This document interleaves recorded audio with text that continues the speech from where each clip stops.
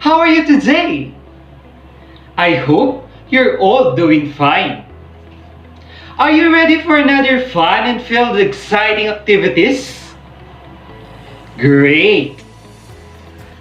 Come, let's explore the amazing world of English where you can learn new things in the most enjoyable ways. But before that, make sure to have your pencil and your notebook together with your self-learning module in English.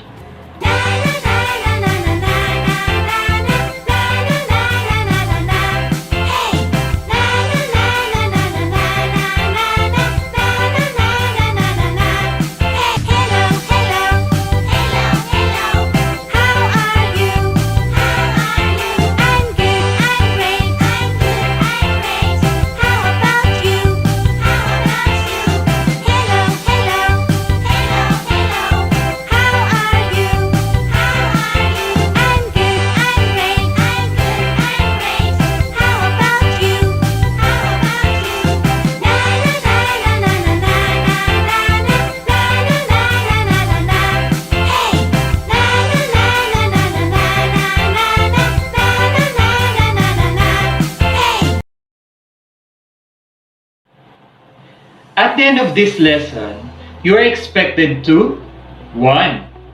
Identify the elements of a simple story. 2. Appreciate the importance of reading simple stories. Lastly, write a simple story. In our previous lesson, we discussed about writing a diary entries. Do you still remember how to write a diary entries? Great! I have here an example of a diary entries. We are going to read it. Are you ready, kids? Very good! September 19, 2013. Dear Diary, today I went for a lovely swim in the cool Pacific Ocean. Jonah took care of me in room 17.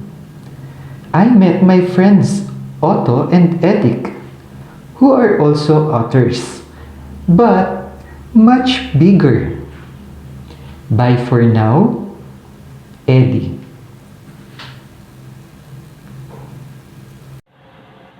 What is a diary? A diary is a daily record of one's events and experiences. I have here 4 pictures and let us study what are these pictures. 1. Tuko and the birds. 2. Bantay, the cat who wants to be a dog. 3. Tuko, the tenor wannabe. 4. All about Philippines. What do you think are these pictures? Very good. These are stories.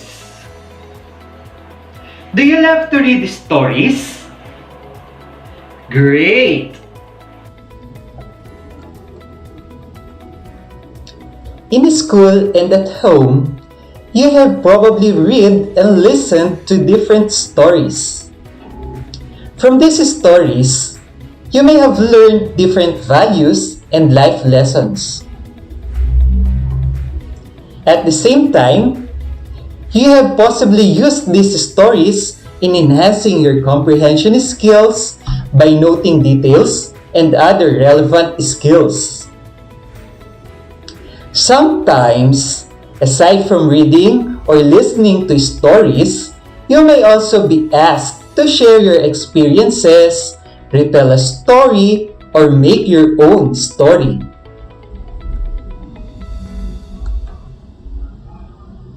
Do you want to read a story? Wow! It seems that you are all excited in our storytelling today. But before that, can you please give me a thumbs up before I read the story? Very good. Oh! Where am I? What a beautiful place, isn't it, kids? Wow!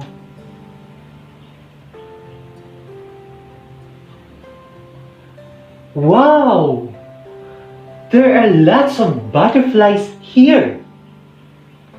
Can you see? Oh!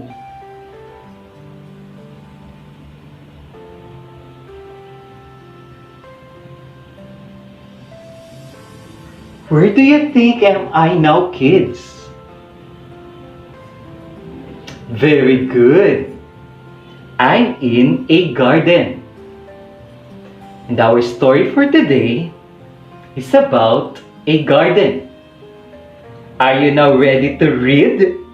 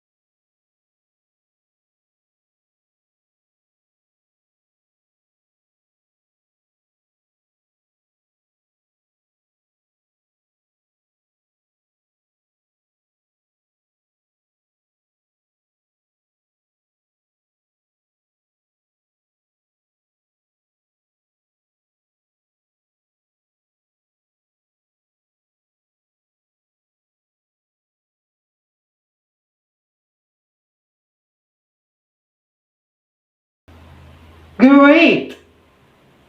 The setting of the story is in the garden. Do you love the story? Very good.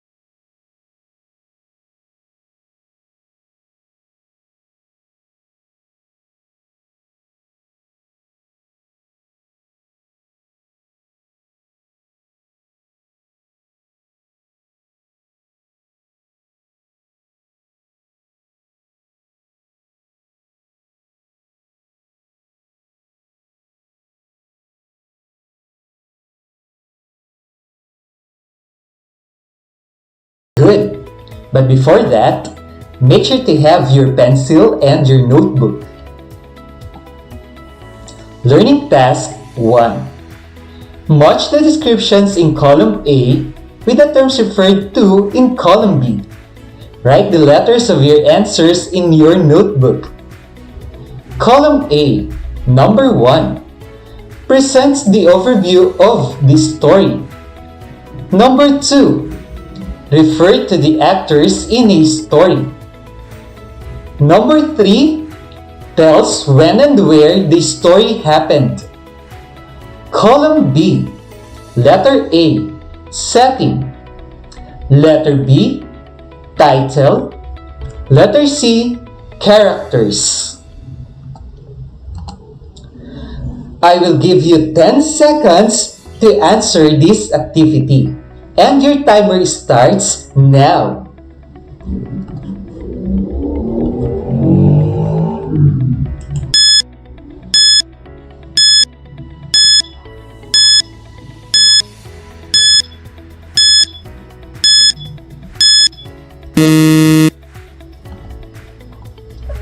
Let us see if you got the correct answers.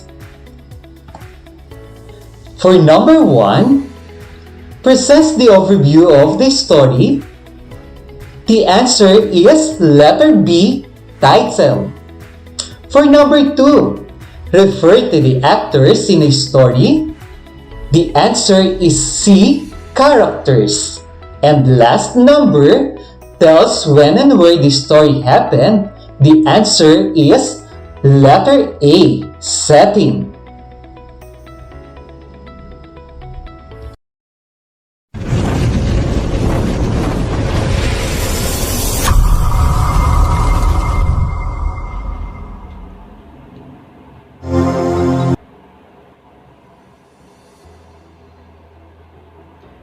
Kids, I think I'm lost.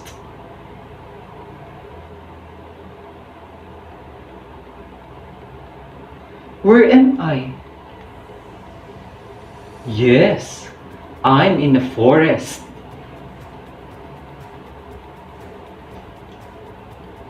Oh, what's that? It's a bird. And our story now is about Tina, the lost bird.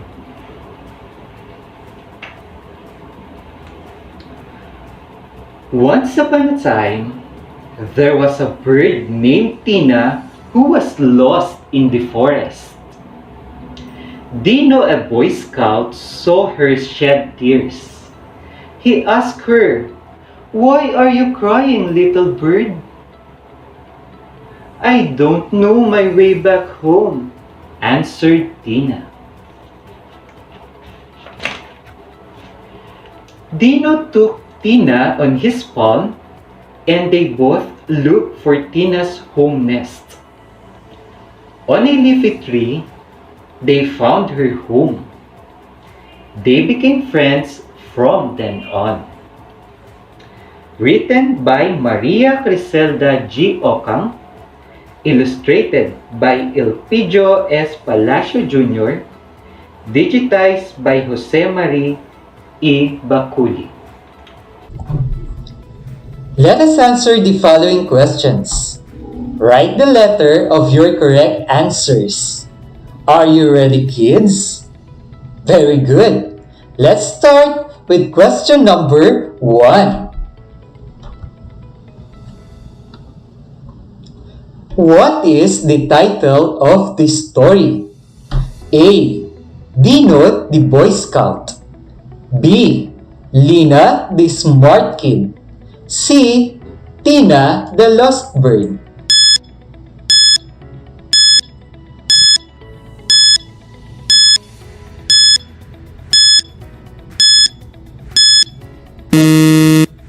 Let us see if you got the correct answer. What is your answer, kids? Letter C. Great job! Let's have question number 2.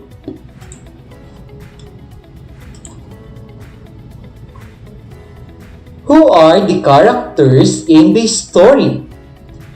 A. Dino. B. Tina. C. Tino and Dina.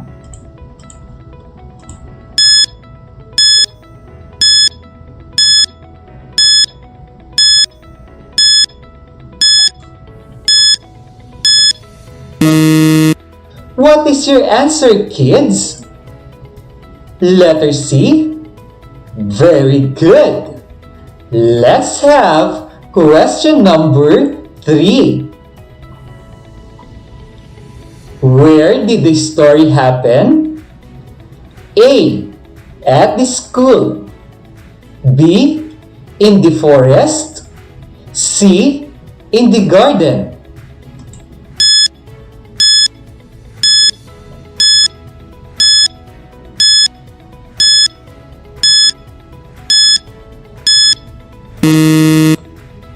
What is your answer? Letter B. In the forest. Great job, kids! Question number 4.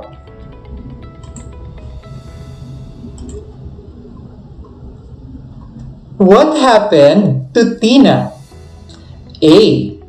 Tina was hungry. B. Tina was lost in the forest. C. Tina looked for her mother.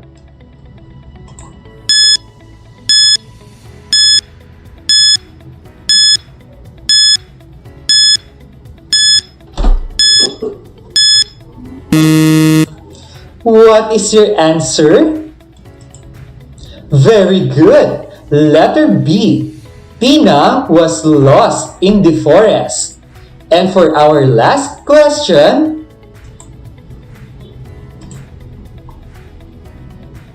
did they find Tina's home? A. Yes. B. No. C. Maybe.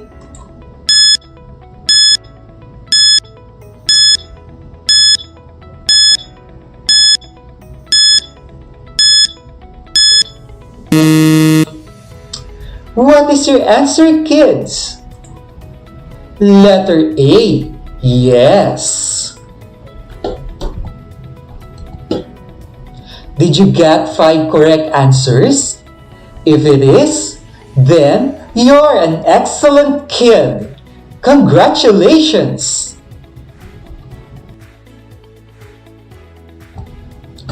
Let us discuss a simple story. A story is a text that narrates events. Stories may either be fictional or non-fictional. Fictional stories are events that are imaginary. Meanwhile, non-fictional stories are those that are based on facts and happen or have happened in real life. An example of a fictional stories are Cinderella, Snow White, Beauty and the Beast, and others. While an example of a non-fictional story is A Life of Dr. Jose Rizal. There are basic parts of a simple story. Number 1, title. It presents the overview of the title. Example, Tina the Lost Bird. A Day in Our Garden. Second one is characters. It refers to the actors or performers in a story. They may be humans, animals, and others. Examples, Tina and Dino, Ethan and Joy. The third part of a simple story is setting. It tells when and where the story happened. In the forest, in the garden are examples of setting. And the fourth part is the event. It refers to the occurrences in a story. They are basically divided into 3 parts: the beginning, the middle, and the ending. The beginning event introduces the characters and the setting. For example, once upon a time, there was a bird named Tina who was lost in the forest. The middle event narrates what the characters do and what happens to them. Example, Dino, a Boy Scout, saw her shed tears because Tina is lost. Dino took Tina on his pawn and they both look for Tina's home nest. And the ending event tells how the story ends. Usually, it also presents the lesson learned by the characters and the readers. Example, on a leafy tree, they found Tina's home and they became friends from then on. So those are the basic parts of a simple story. Did you understand, kids? Wow! Let us answer learning task number 2 on your self-learning module, page 38. Are you ready, kids? Great! Write a simple story using the pictures below. Then provide your own title and identify your own characters and setting. Do this in your notebook. Picture number 1. Picture number 2. Picture number 3. And picture number 4. You will write your own title. Who are the characters of your simple short story? When and where the story happened. And also, you will write the beginning, the middle, and the ending of your simple short story. But before that, kids, I will present a simple short story based on the 4 pictures. Are you ready now? That's great! Very good! My title for the simple short story is Anna Had Bruises. The characters are Anna and Nurse Dina. When the story happened? One Saturday morning. Where the story happened? San Pedro, Plaza. What is the beginning of my simple short story? Anna is running along San Pedro, Plaza. What is the middle part of my short story? She accidentally slipped and hurt her knee. And the ending, Nurse Dina helped her to cure her bruised knee. She thanked the nurse for helping her. Now, kids, can you make your own short story? Wow! Very good! But before that, let us read first the story of Anna Had Bruises.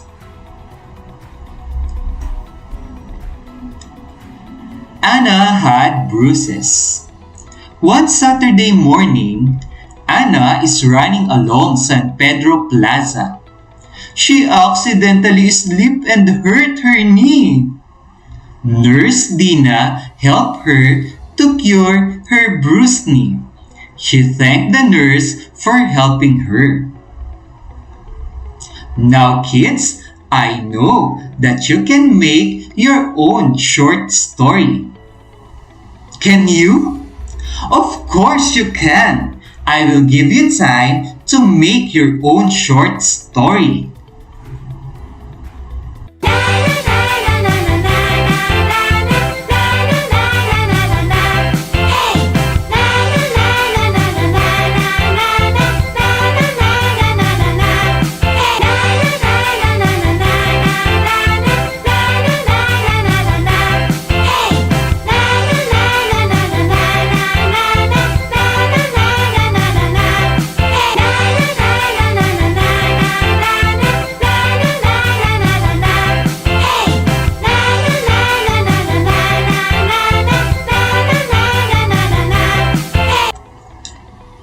Are you done, kids? Wow, great job! Now you know how to write a simple story. For your additional activity at home, you will write your answer in your English notebook. Are you ready?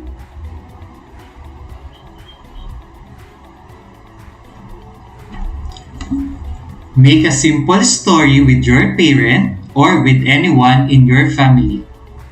Talk first about your favorite animals, and those animals could be your characters in your story. Have a discussion or planning using these simple story writing questions. What is the title of your story? Who is or the characters in the story, and when and where the story happening? You may start with the phrase, once upon a time. What is the first event? What does the animal do that could start the action in your story? What is the next event? And what is the end of the story?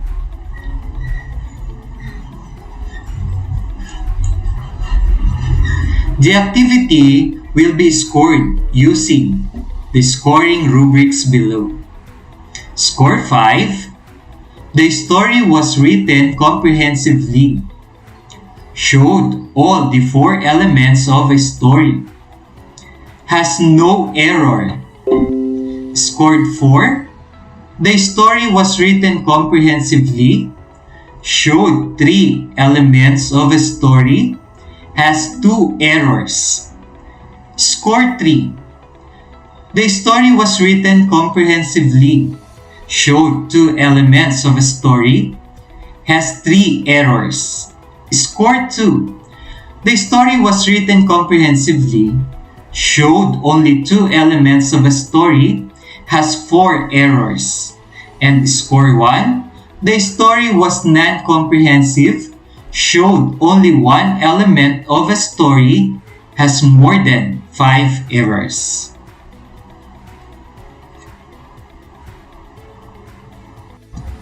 Now, let us see your understanding on our lesson. Are you ready, kids? Very good. In your notebook, complete the paragraph by selecting your answers from the choices below. Characters, story, beginning. A blank is a text that narrates events. It may be fictional or non-fictional. A simple story has the following basic parts: title, blank, setting, and events. These events are divided into 3 important parts: blank, middle, and ending happening. You may start with the phrase, once upon a time. I will give you 10 seconds to answer the assimilation.